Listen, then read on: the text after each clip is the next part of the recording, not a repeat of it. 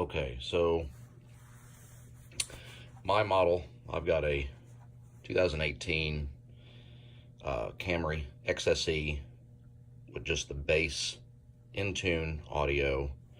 It's got a 7-inch Pioneer screen on it, which is not an option on the KAP website. Engineers were supposed to get back to me before they shipped this. They shipped, and I'm assuming that all this is going to work. So this will be a multi-part series on this installation today. I'll get all this uploaded, as you'll see, on YouTube. But first, I took out the handful of screws that were in the back of the radio. Obviously, it sits in here like this. You should only have to remove this screw. There's one right here. There are 3 here. There's this one, this one, this one, and then there's 2 over here as well. All are the same screw. These 2 right here are different than the other 5 that I took out before. They're a little stubbier, not quite as long screws, a little bit bigger screw head on them. So you don't have to, I don't think you have to have any worry about different screw sizes and all that, except for these 2 right here. But like I said, this is the back of the radio. I unscrewed that. There are 2 cables that actually attach here and here.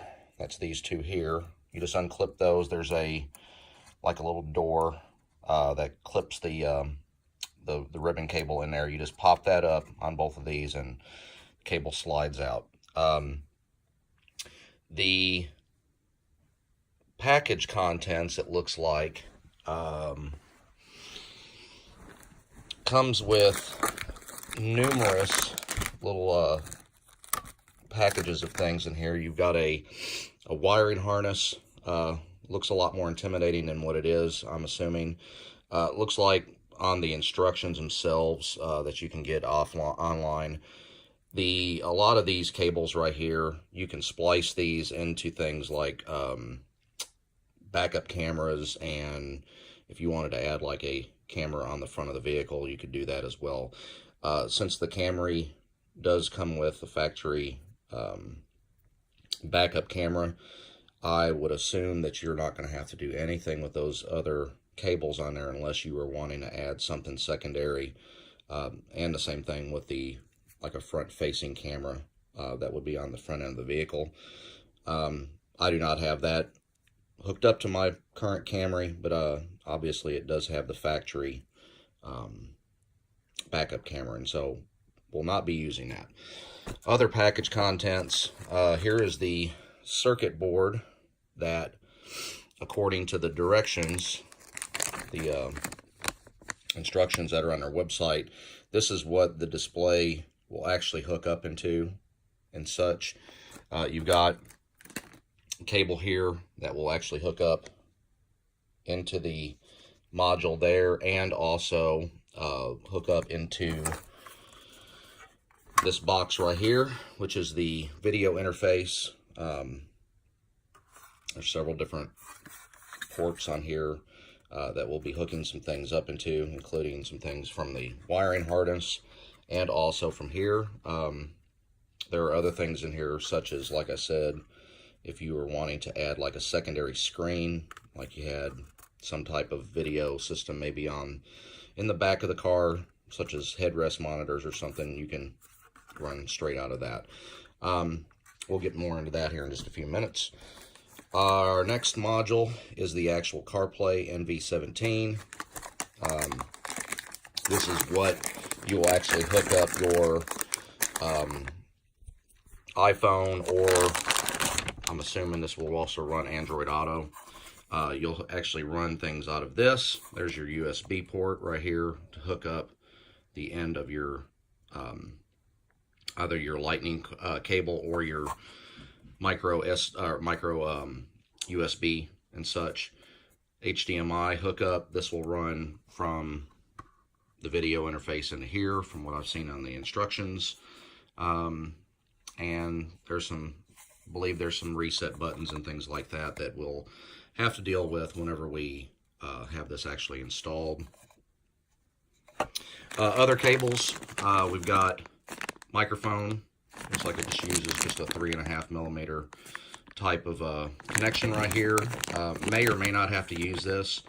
I already have one installed in my Camry because I have an aftermarket Pioneer stereo in there as well that I've hooked up before. Again, I'm just wanting to go back to the stock so that way I get some of the other features that the car will have in regards to some on-screen menus and things. So chances are I may not have to use that. I've seen other videos that said that if you use the Bluetooth, you don't necessarily have to use that. We've got another connector here that has different buttons and such that you can push. This hooks up into one of the modules here, as you'll see. And this is how you can go through some of your menus and things like that to get to some settings that are more specific to these modules here. And it also comes with a, looks like a couple foot, maybe 3 foot or so HDMI cable.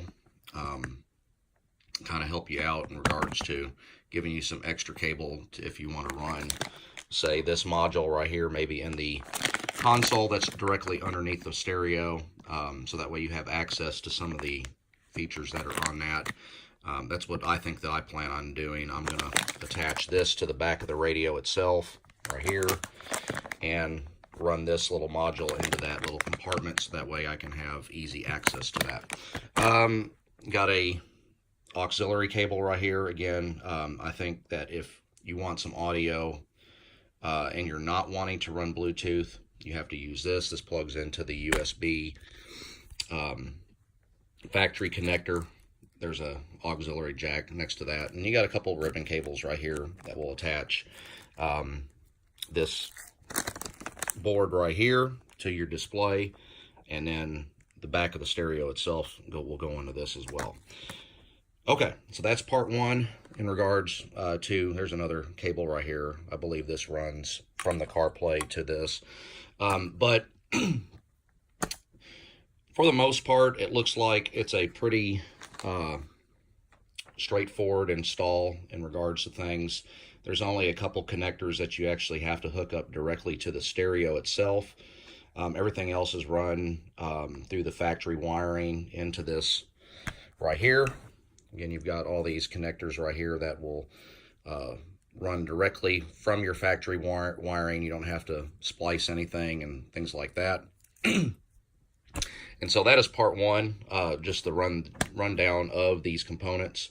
Part two will be the beginning of the installation of this circuit board and being able to put all the rest of the stereo itself back together. And in part three will hopefully be the programming of the video interface and the CarPlay module. Thanks again for watching. Okay, this is part two of the Toyota Camry Pioneer head unit install that has the CarPlay from KAP. Part one, I went down and broke down everything that came in the actual packaging and such.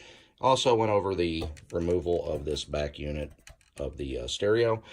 I've already plugged in one of the cables right here into the circuit board that comes with the actual kit. One thing to note is that these ribbon cables come in two sizes. I believe this is the bigger of the two. Yep, that is correct. And so just make sure that you have the right cables in the right spots. But like I said in the first video, there's a little door that flips up.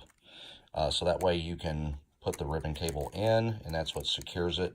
Again, on the instructions, they do tell you that you need to have the blue side up. So that way it communicates properly. And again, you just seat that down in there, flip that little cable down, or that little cable retainer right there down. And then you hook this up to the other board that comes with the KAP. And again, make sure you flip that little door down and such. Probably going to be a little bit difficult for me to do this while I'm trying to record. But all these cables do is that they sit right down on the actual board right here, and then you flip that little door down, and that is what secures it to the actual board right here. Hold on for just a second while I set this down and connect that board to it, and we'll go from there. Okay, so I've connected both these sides right here to the actual factory head unit right here into the new board. The existing display cables that run from the actual back of the unit, again, those are orientated here. Again, you want to make sure that you install those properly, and make sure that the little retainer clip right here door is seated nice and good, so that way these cables don't pull out, and then you end up having to yank your unit back out of the dash and such from that. Okay, so the instructions that I'm actually looking at is on the KAP website. They are very, very similar to what you're going to see in regards to the back of the stereo.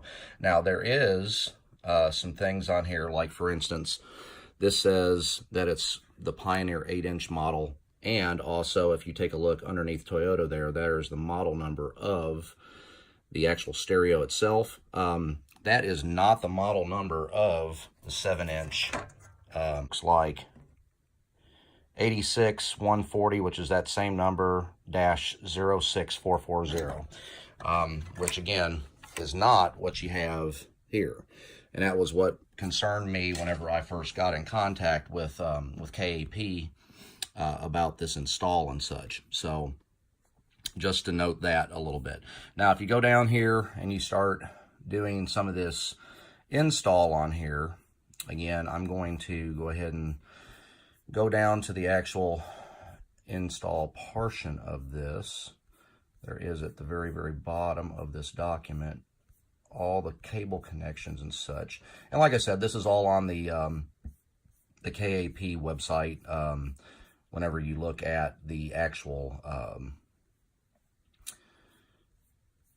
model that you're going to be getting and such. Let's see, where are you? All right, here we go. All right, so again, in the back of the stereo does not look like this. I guess this model that this is attached to has the AC controls built into the actual stereo. On the base model of the XSE for the Entune, the AC module is separate from the rest of the stereo. And so as you can see right here, that red box right there, not the dashed box, but the other one, is the actual connector for the AC unit. And so, again, you've got that little extra part down at the bottom down there. And so I'm assuming that that's not going to have anything to do with what we have, and so on and so forth. So, again, they kind of tell you how to actually hook some of these things up into the board and such.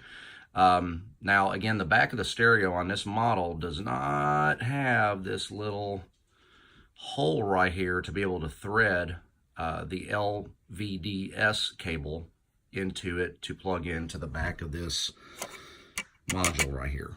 And so we're going to have to figure out a way to be able to run that without kinking wires and everything else. And it looks like on the very back of this module right here, or this stereo, we've got some tabs right here that maybe we could bend or modify in some way, so that way that cable doesn't get kinked, or even worse, snapped in half by this sharp sheet metal right here. And so the next step is to plug in that LVDS cable into the actual module itself. And that cable is this one right here. Okay, and so it looks like they give you a pretty good amount of cable on this. Looks like it's roughly about, I don't know, 2.5 feet, maybe 3 feet worth of cable. And so, again, they don't really necessarily tell you which end goes where, so I'm assuming that either end's going to work, but there is an orientation that you have to put this in. Again, it probably will not snap in unless it's in the right spot, and so on and so forth. So